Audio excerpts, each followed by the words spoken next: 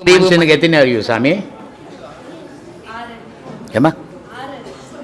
ஓ, 6 அறிவு இருக்குதா? என்னென்ன அறிவு கொஞ்சம் சொல்லுமா, எனக்கு தெரியலம்மா. இவ்வளோ பேர் இருக்கிறாங்க. நீ சொல்லி கொடுத்துட்டீன்னா இந்த மாதம் சொல்லலை, நான் அடுத்த மாதம் வரவங்களுக்கு சொல்கிறேன். என்னென்ன அறிவு சொல்லுமா. அர்த்தம் தான் நம்ம கேட்டேன், அறிவு சொல்லலையம்மா. எனக்கு தெரியும், எனக்கு 6 அறிவு இல்லையம்மா. நானே 3 அறிவில் தானே சுற்றிங்கிறேன். ஏம்மா 3 அறிவில் தான் சுற்றிங்கிறேன். எனக்கு 6 அறிவு தெரியல. அந்தம்மா 6 அறிவு நான் சொன்னால் தெரியுன்னா நான் இவ்வளோ பேருக்கு சொல்லுவேன்ல, உலகமுள்ள போவேன் நான் நெட்டில் சொன்னேன்னா. மனுஷனுக்கு 2 அறிவு. அந்த 2 அறிவு எது எது கூட இருக்குது அப்படின்னா, மனத்து கூட ஒரு அறிவு இருக்குது, அதுக்கு பேர் சிற்றறிவுன்னு பேர். ஆன்மா கூட ஒரு அறிவு இருக்குது, அதுக்கு பேர் பேரறிவுன்னு பேர். அப்போது மனத்தினுடைய செயல்பாடுகள், சிற்றறிவினுடைய செயல்பாடுகள் நன்மை தீமை 2ஐயும் செய்யும். அதுதான் சிற்றறிவினுடைய இயல்பு. பேரறிவினுடைய இயல்பு என்னன்னா, நன்மை மட்டுமே செய்யும், அதான் பேரறிவினுடைய இயல்பு. அப்போ அந்த பேரறிவு ஆன்மா கூட இருக்கிறது பேரறிவு, மனத்து கூட இருக்கிறது சிற்றறிவு. இந்த நன்மையும் தீமையும் சிற்றறிவு செய்யறதால இன்பமும் துன்பமும் மாறி மாறி நமக்கு வருது. பேரறிவு நன்மையை மட்டும் செய்யறதால மகான்களுக்கு இன்பமும் இல்லை துன்பமும் இல்லை. இதுதான் வித்தியாசம் இல்லையா? பகுத்தறிவுன்றது உன் கண்ணு, பகுத்தறிவுன்றது உன் வாய், பகுத்தறிவுன்றது உன் பேச்சு. இவர் ஒரு ஒன்றுன்னாரு, நீ இவரை பார்த்துட்ட, இவர் சொன்னதை கேட்டுட்ட, இவர் நான் ஒன்றுன்னு சொல்கிறார், 2 ஆச்சே அப்படின்னு சொல்கிறது பகுத்தறிவு. பகுத்தறிவு இன்னொரு பொருள் இருக்குது. ஒரு அறிவு மனிதன்கிட்ட இயற்கையாக இருக்குது. பகுத்தறிவுன்றது இணைச்சிக்கிறது, இன்னொரு அறிவை இணைச்சிக்கிறது, அதான் படிப்பு, கல்வி அறிவுன்னு பேர். அதுக்கு அந்த அறிவை இணைக்கும் போது நீ 1ன்னு சிந்திச்சதை படித்ததால் 5ன்னு சிந்திக்கிற.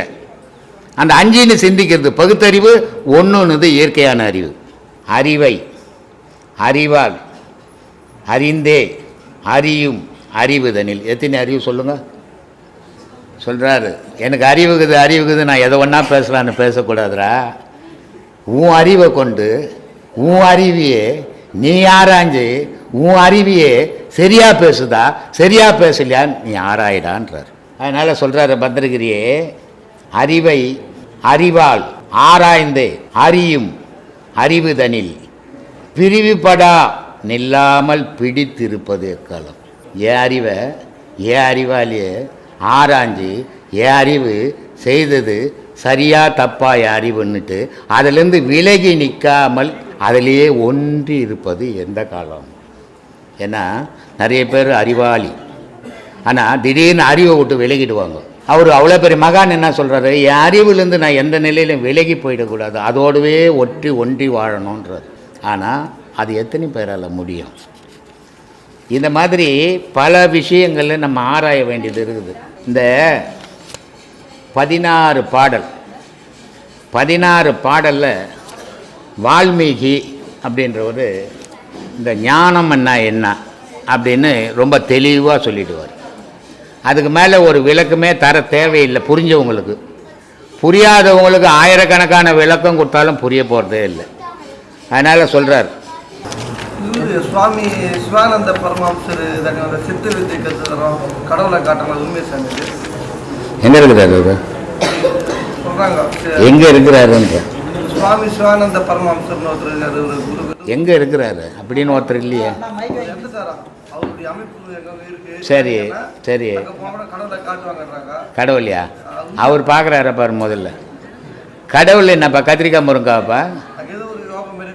இந்த பொம்பளைங்க சாமி ஆடுவாங்க தெரியுமா, பம்பாச்சா பிம் பிம் பிம் பிம் பிம்னு அடிச்சான்னா தக்க தக்க தக்க தக்க தக்கன்னு ஆடுவான். சாமின்னா ரேஷன் கார்டில் விற்கிற பொருள், அது வாங்கி இவங்க தள்ளி வச்சு நாடினுக்கிறதுக்கு அவங்க யோக முறை சொல்லி தருவாங்க. அதை பயன்படுத்திங்கன்னா அது நடவடிக்கை கிரமம் இருக்குது. ஏதோ புக்கு ஒன்று படிக்கணும், சித்த வித்தை அதானே. அதான் சித்த வித்தை தான் ஒரு புக்கு, சிவானந்த புக்கு, வேற ஒன்றும் கிடையாது. சொல்லு. அவரை கேட்டு வந்துட்டு எனக்கு அடுத்த மாதம் வந்து சொல்லும்.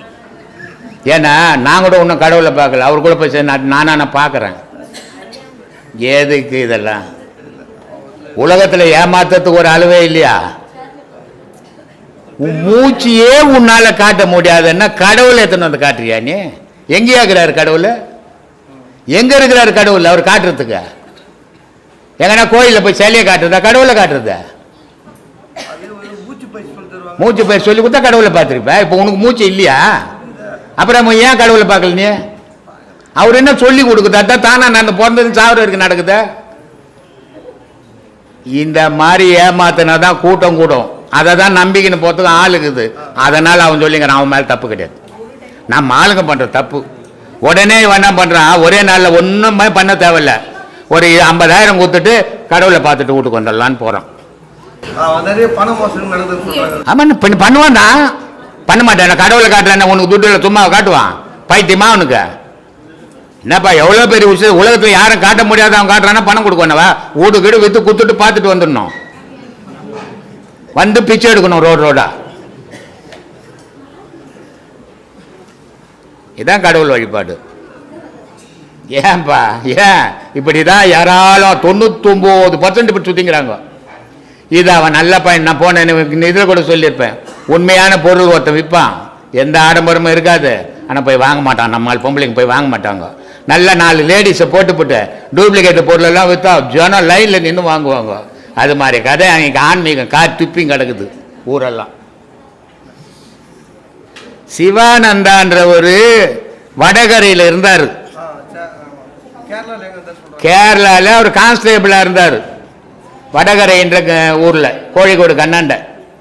அவர் இறந்துட்டார்.